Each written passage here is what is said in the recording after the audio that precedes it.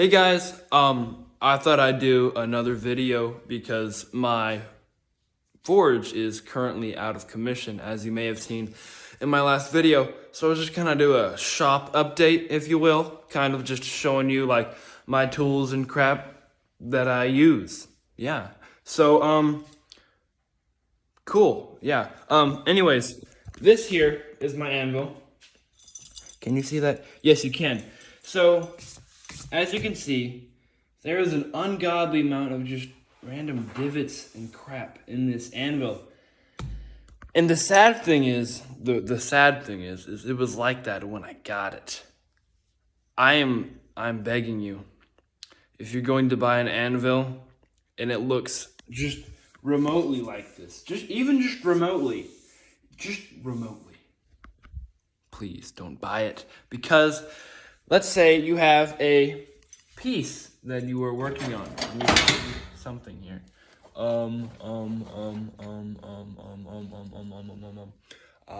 Here. Okay, let's pretend that this rasp is completely flat. Let's just pretend for a moment.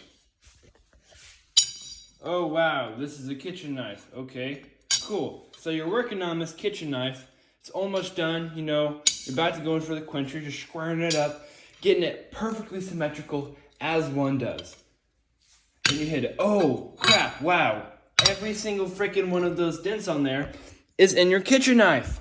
Holy crap, that really sucks. And I am totally not talking from personal experience. Not at all. In all seriousness, please, don't buy an anvil that looks like this. But, that being said, hammers. You don't need fancy hammers to start forging. My first hammer was this East Wing hammer that I still use sometimes. This is probably 3 pounds, probably around 3 pounds. But I got this for like 20 bucks. It's pretty awesome.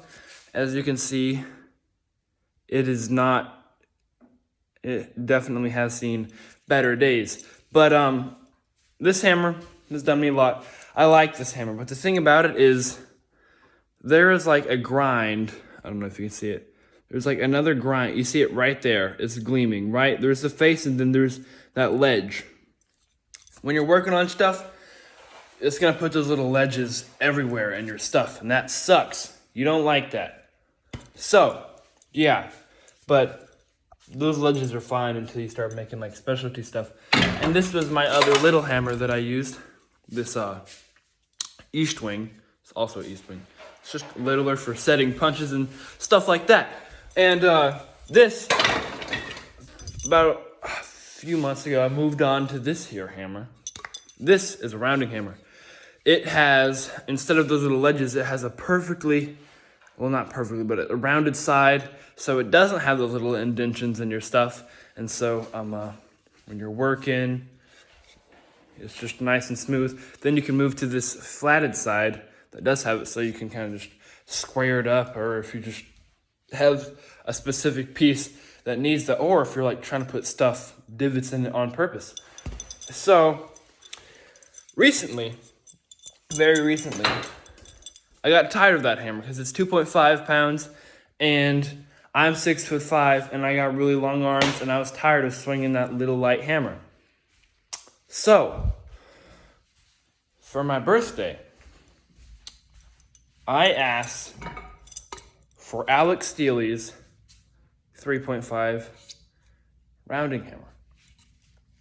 This is Alex Steely's cross peen hammer, and it is a joy to work with. I love it so much.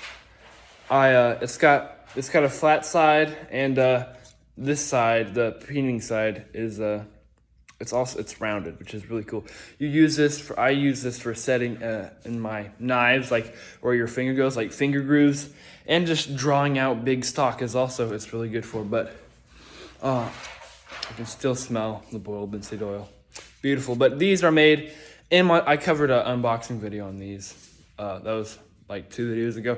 But his team makes these in Montana, hand forged. They do all the forging in 2 heats, which is really profound actually. But the handles are hickory. They're charred. It's really amazing. And yeah, I really like them. And then I liked this hammer infinitely much. I just made a new word. That I got the regular rounding hammer, which is also really amazing. Also hand forged in Montana with 2 heats, which is just profound. It's got one side is the same as the other cross-peen hammer. It's just flat, which is really cool. And then the rounding side, which is rounded for drawing stuff out. Hickory handle, charred, really amazing. It's got this wedge in here. I don't know if you can see that, but this is the 3.5 and I love it so much. I definitely recommend going to get one if you're an intermediate blacksmith and you're ready to move on. They go fast. They go really fast. So if they're out, you can find them on his shop at Alex Steely Co. or alexsteely.com, whatever you prefer. And they go fast. So if you see them, don't hesitate. Grab them up. But I really like him. He sells lots of things on there. Another thing, I'm budgeting. I'm trying to get his 140-pound Anvil because this Anvil is just depressing to look at. And it's impractical. So I'm trying to get his Anvil. That'll be really cool. I'll do a review on that too. But yeah, they have some really cool stuff at their shop. They also sell some tongs and a hammer making kit, which is also really cool. So yeah, I'm gonna be getting some more stuff from them. But yeah, I recently moved on to this here belt grinder, which is really amazing. Got this at Harbor Freight for $60. Really recommend it for making knives and stuff. I like it. I definitely got my money out of it. I can't find any grit higher than 80, which is sad, but this is a really little grinder. It is what it is. So I have 40 grit belts, and 40 grit belts and 80 grit belts right here. So what I do is I use the 40 grit when I'm just hogging down on metal. Then I switch to 80 grit, and then I'll do the rest of my sanding by hand. I'll just buy some sandpaper, wrap it around a 2x4. It's really cool. But these are some of my other tongs. This is my first set right here for like bar stock. I use this for they're really good for holding rasps and stuff. And also another set of tongs that I got are these. Mustad tongs for holding horseshoes. But yeah, again, these are my favorite tongs. I made these not too long ago. I made a video about it. You should go watch it because I love these more than my Mustad tongs or any of my other manufactured tongs because they can just grab metal really good. I love them a lot. You should go watch that video and make yourself a set. It is not that hard, I promise you. If I can do it, anyone can do it. And these are my wire brush, for cleaning off metal, all that. And also these chains on here, I learned to make from an old blacksmith at a bow making convention. I didn't make these, I bought these from him, but I'm going to do a video on how to make them because I know how to do it now. But yeah, I got them over here too. They're just really cool looking. But yeah, and right here, this is my file rack. I got some Hardys on here. This right here is some 1-inch pipe I use for drifting eyes on tomahawks. So you do not need an expensive tomahawk eye drift when you first start. You can just use some 1-inch pipe. Works great. And I recommend using it longer because I had a little piece, but it burns your hand. I know that's crazy. It burns your hand if you have a piece like this long.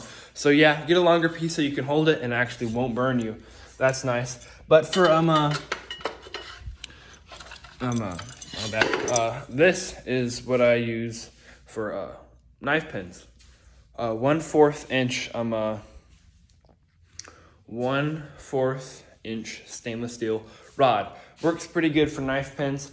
Got this at Outwoods for $3.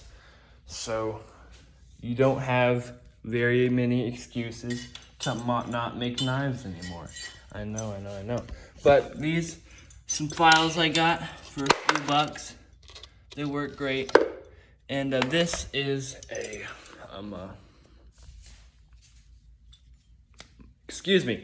a chisel punch, whatever you want to call it. I made it a rebar a few years ago.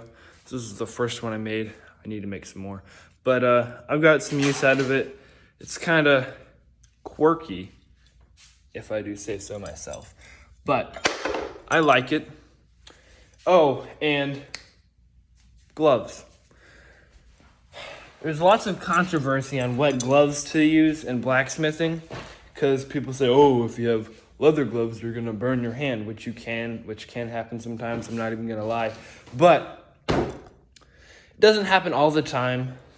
So I use these welding gloves because they're awesome, and if you don't like it, you can go suck it. But I love these gloves. You can hold hot metal.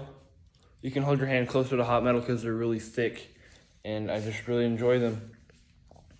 But yeah, they're really dope. They are really dope. But yeah, and so this is just kind of a view around my rack here. And another thing is this.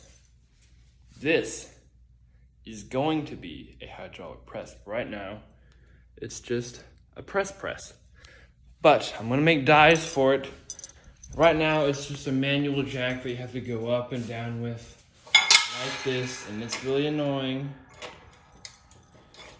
Just like that, over and over and over, and it doesn't move at all. But Harbor Freight supplies a jack that you hook up to an air compressor, and it goes by itself, which is just really awesome. So I'm gonna get that. I'm gonna make some more dies out of it. I'm gonna make some actual like pressing dies out of it with some chunk steel that I found. And yeah, it's gonna be really awesome. I'm gonna start doing lots more of Damascus. And these are two little Damascus projects I was working on. Just gotta fold them one more time. They're going decently. Damascus is a whole nother world. But yeah, my respirator masks. I always wear a respirator when grinding. Safety glasses and a draw knife, even though I never use it, but it does look cool on that rack. And yeah, I want to start getting into leather work so I can make sleeves and stuff for my stuff. And here's some leather work. None of this is mine. These are my parents that do leather work. My dad, he is working on some saddles right now, which is really, really cool. I'm not gonna lie, I do steal some of this stuff sometimes to work on my stuff. But yeah, it's pretty cool. I've got a shop now. You know, you always need some animal dogs for shopping. You always need a shop pet thing. You know. Leo, what are you doing? He's unamused. But thank you guys for watching. I was just kind of bored, so I thought I'd show you guys around the shop since I can't forge anything right now. But I did order the parts for my forge, so they should be back soon. Thank you guys for watching, and I will see you in the next one.